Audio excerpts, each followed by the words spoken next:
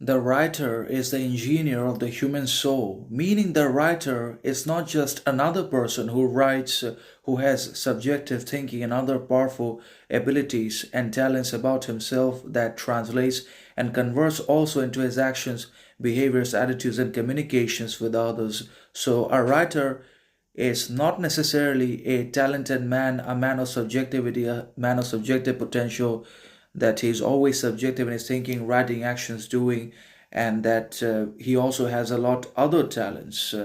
But then again, a writer is neither necessarily absolutely an author or a creator of different works, poetry, novels in the world. He's a lot more than that.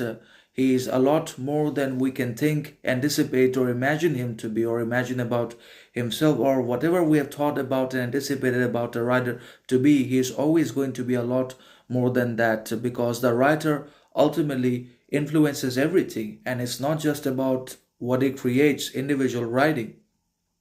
It's not just about literature, philosophy, history, but also the whole arc of the human mind and the entire, basically, echelon or the entire human knowledge is influenced by writers because they have to be written first. They are written by writers. Everything has been written. Everything has to be written first for it to exist. Otherwise, it cannot always exist because a writing is not a part of nature. It's not sovereign, independent, individual all the time. Just as nature is sovereign nature, and all that is natural component has always got essentially its own sovereignty, differentiation, individuality, independence. But a piece of writing and truth, freedom, happiness are all dependent, reliant phenomena. They are all dependent upon the human mind's, hearts, and feelings capacity for the creation of those feelings.